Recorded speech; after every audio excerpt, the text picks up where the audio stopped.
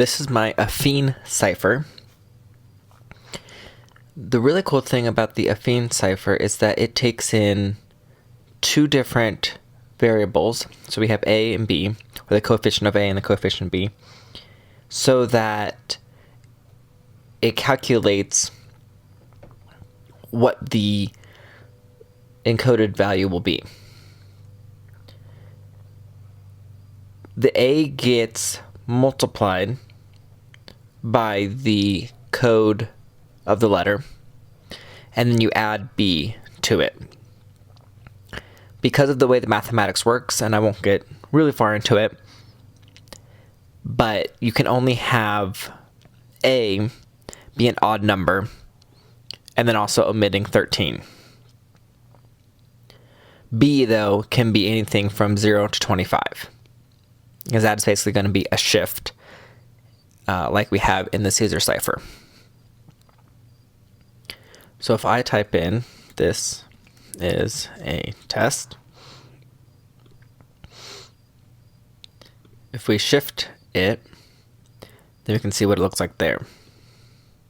If we just change A, let me see what we can look like there. Now, if you notice here, this is why it has to be an odd number, and then this is why we have to omit 13 out of it, because it's just going to reproduce. So you could have this as a ciphertext, however, there's not going to be an easy way to decode that. But here, when we get up to 15, then every letter has a new mapping to a different letter.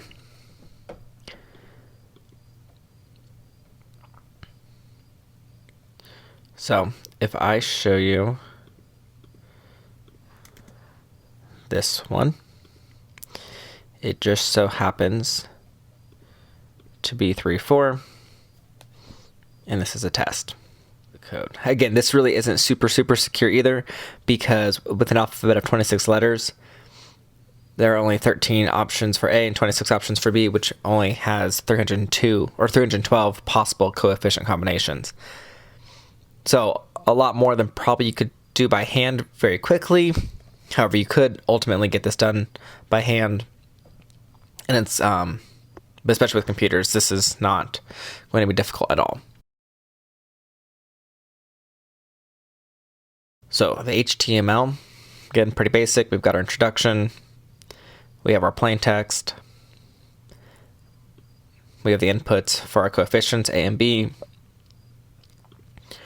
Here, I've set it to a number.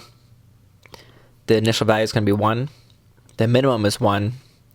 The maximum is 26. And we step up by 2. So technically this could be 25. For B, it's initial value 0, minimum 0, max is 26.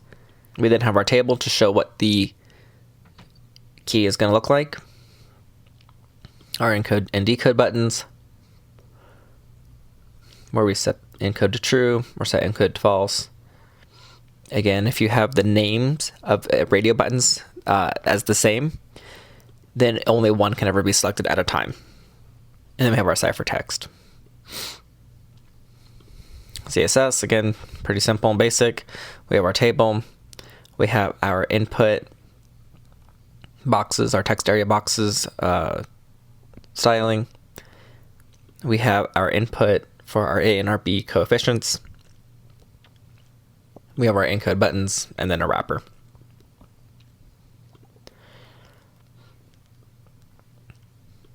Here is more documentation on some history and just more background information about the Affine Cipher. Again, I have my decode and encode alphabet, my coefficient for A, my coefficient for B,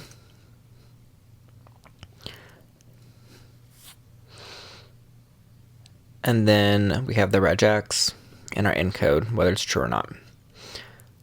Set decoded, pretty simple. It's just again our normal alphabet, and then our encoded, which is going to call our encode letter to determine what letter it is going to be.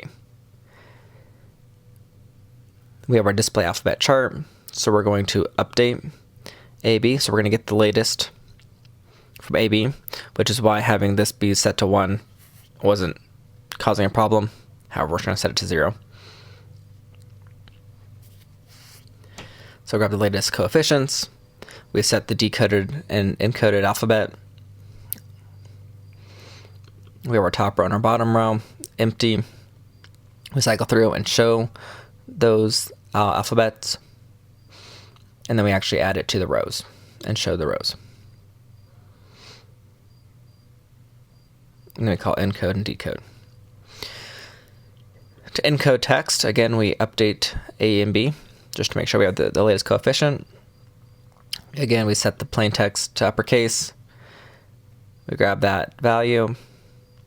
We clear out ciphertext and cycle through each letter to encode it. Encoding means we pass in the character. We test to make sure it is an uppercase character. And we take A, we multiply it by the letter code minus 65. So again, if it's A, we're going to subtract 65 from it.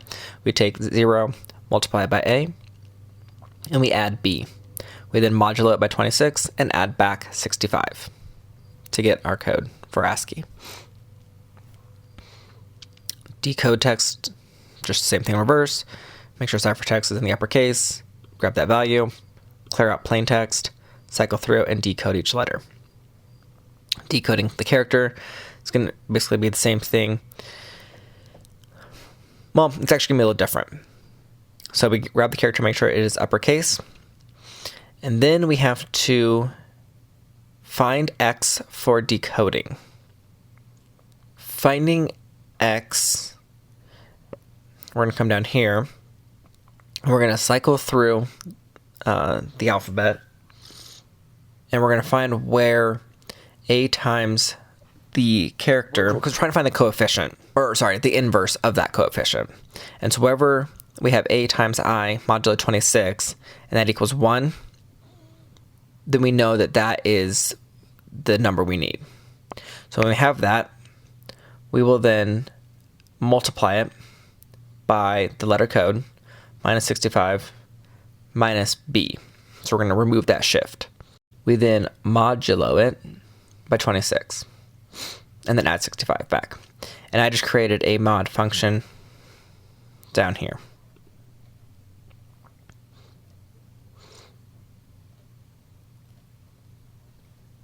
And this just ensures that we actually get the mod. Here's our update AB. So we just go and grab the value and parse it as an int. We have our encode decode, which is what happens on change. We have our set encode, and then we have our affine load, which just shows our display alphabet chart. Thanks for watching, and like and subscribe.